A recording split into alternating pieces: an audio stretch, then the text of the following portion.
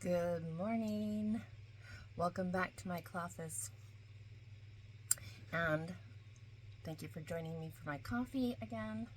This morning, this is cup number 2, my butter coffee, and I have not even sipped on it yet. I think it's still way too hot.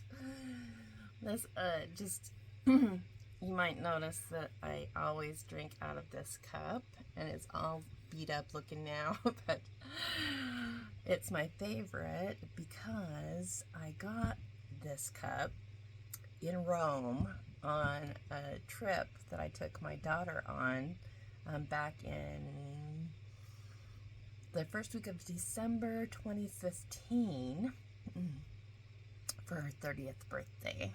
So we had a great time, and we toured Italy and Greece, and so that was super fun. And I got this cup in Rome, so it's just my favorite. And my husband knows it, so he always makes my coffee in this cup for me first thing in the morning.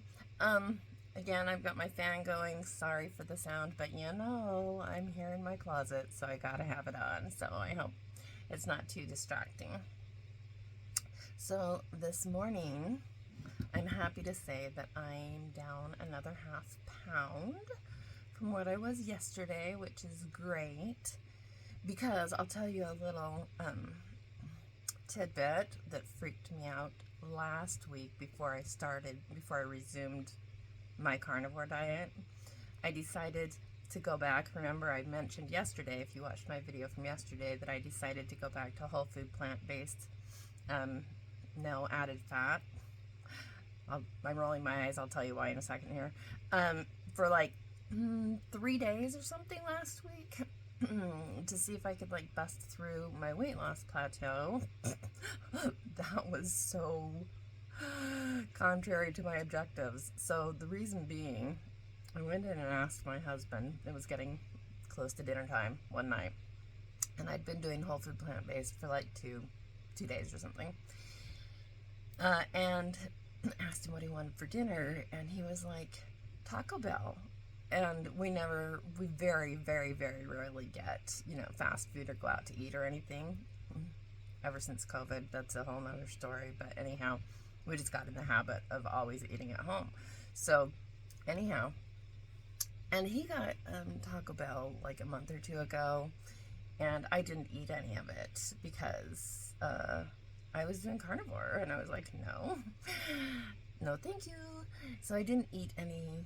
He got a big bag full of crispy tacos and bean burritos, and I didn't eat any of that. But this time I had been doing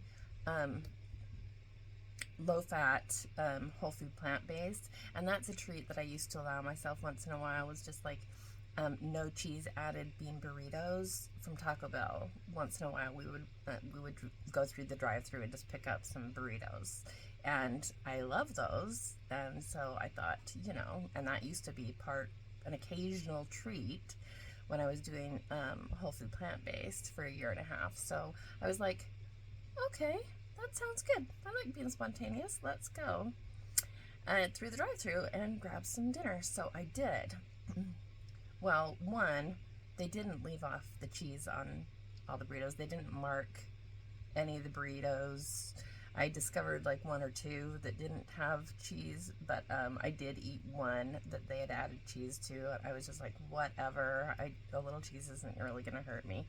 So I ate those, and immediately afterwards, I felt so bloated and heavy and uncomfortable, and I didn't sleep well, and it was not a good experience in and of itself. But the part that really freaked me out was I got up the next morning and weighed myself, which is my habit every single morning, before I drink anything, eat anything, after I've been to the bathroom and stuff. I weigh myself unclothed to just stay on top of how much I weigh. And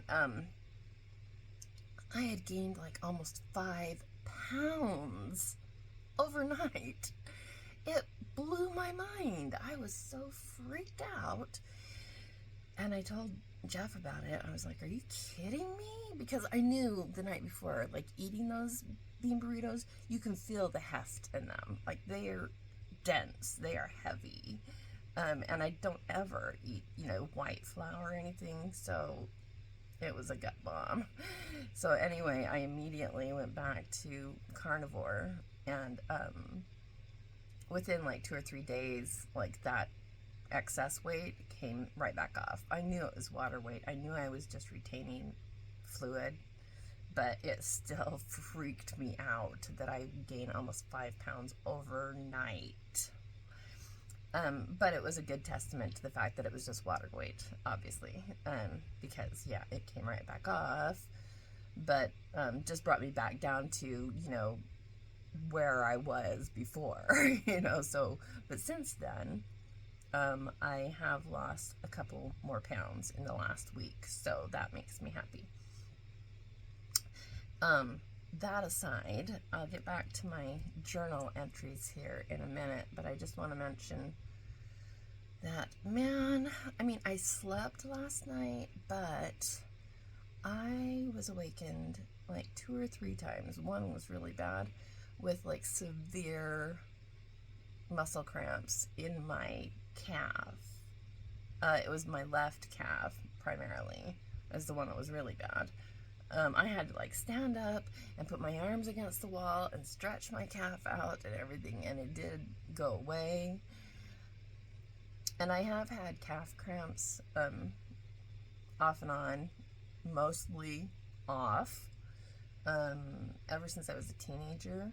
This is not the same thing as I'll tell you over the course of these videos about one of my constant problems with eating whole food plant-based is I would get like toe cramps, like Charlie horses in my toes that would sometimes creep up my shin, and that just wouldn't go away, for the evening, for a while.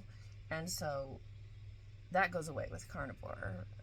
So it's a little disconcerting that I'm doing Carnivore and that I got this calf cramp. I think that the problem is from listening to doctors in the community and such. I think that it might be my electrolytes and my minerals. I do take magnesium every night before I go to bed. And I do salt my food quite heavily, but I don't know about the potassium. So, and I don't have any like powdered electrolytes on hand, or like I used to have the keto chow drops that Dr. Berry recommends. I didn't really notice that they made a big, huge difference for me. And we did use them all up. I need to order some more. I haven't tried the Element ones that everybody in the community promotes. I've looked into them. They seem kind of expensive to me, just for basically salt water. So that's why I haven't gotten them, but I don't want to have these muscle cramps. I can't remember who I was listening to yesterday that said, who was it? I don't remember, but she said that the muscle cramps go away over time, but that as your body's adjusting and you're releasing all of the excess fluid that's holding a lot of your electrolytes and minerals, and those get flushed out as you're flushing out the excess fluid weight that you're carrying. So you need to supplement with electrolytes and minerals in the beginning anyway, until you release all of that excess fluid, and that makes sense to me. So I'm trusting that this isn't going to be a long-term problem, but it is disruptive.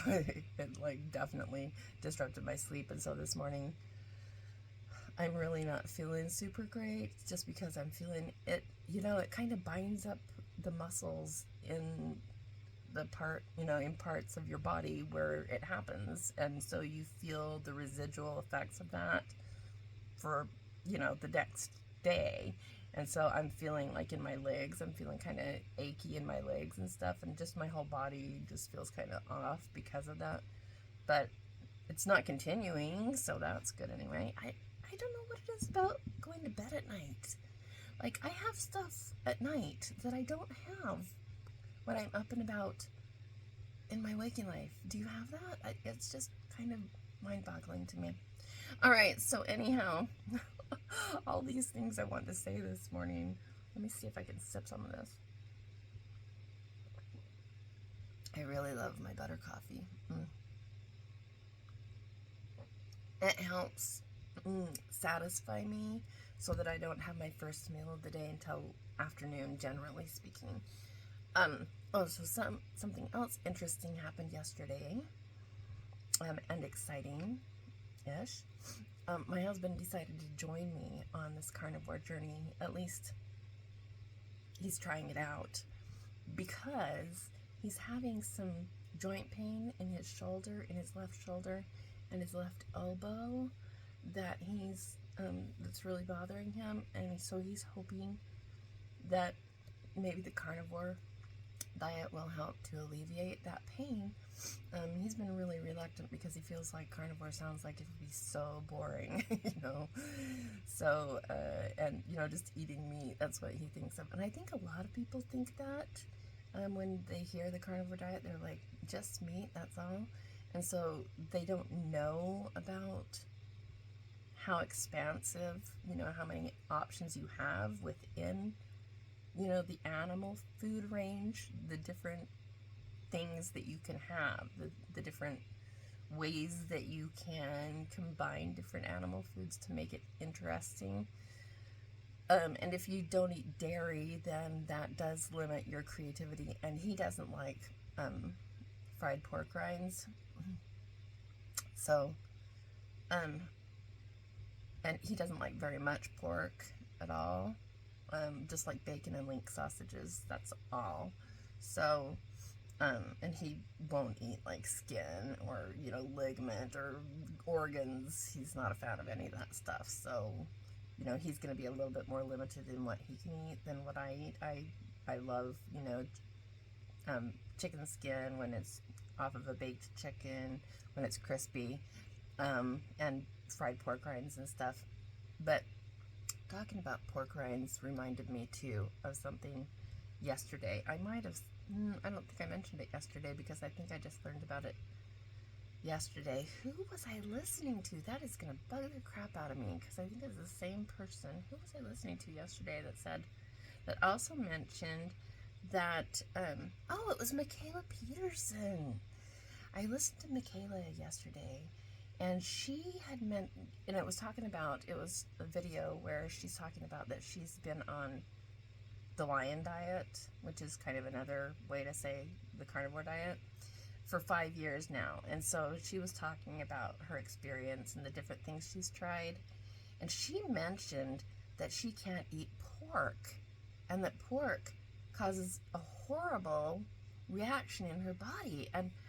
And yesterday morning I had told you guys that I hadn't slept well and had a bad experience, and the night before I'd had a pork steak, and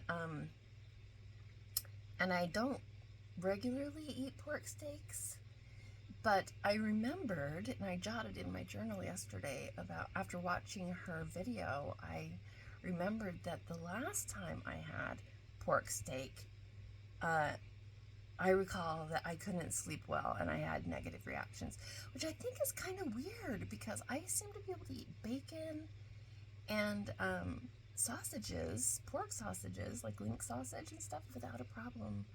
So I wonder what it is about the pork steak. Now I have to find out where on the animal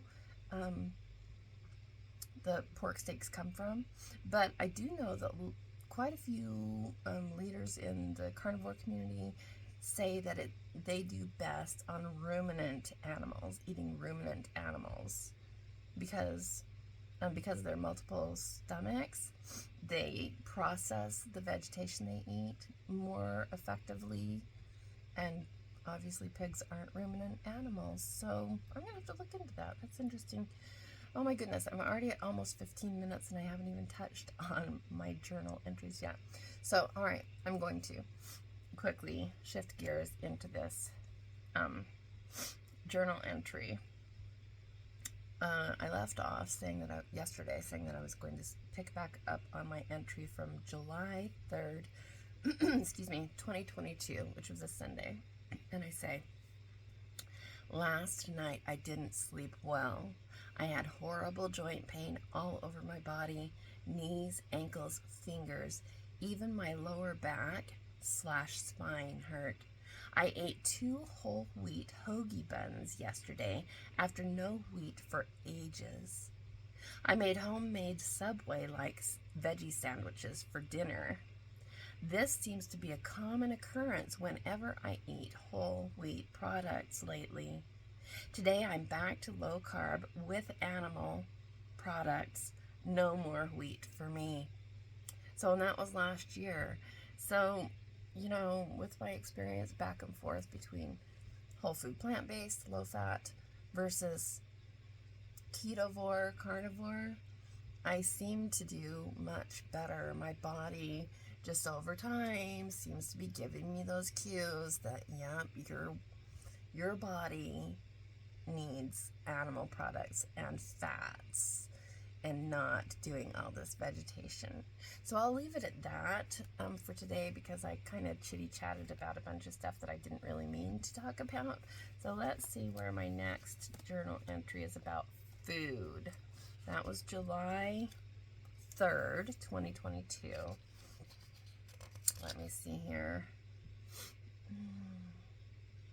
June 10th. What? Oh, 2023? No. June 10th.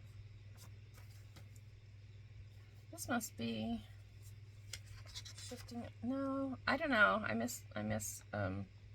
dated this. So anyway, my next entry does talk about food. So I'll get back to that tomorrow. Hopefully, I'm trying to do this every morning to keep myself accountable. If you like this kind of content and you've had experiences between going vegan, whole food, plant-based versus ketovore, carnivore, back and forth, and ended up staying with carnivore, I would love to hear from you and hear what your experience is. This is an ongoing experiment of one for me, so I look forward to hearing your experiences in the comments below. Take good care, and if you like this content, I hope that you'll follow me. Until next time, this is Tracy signing off.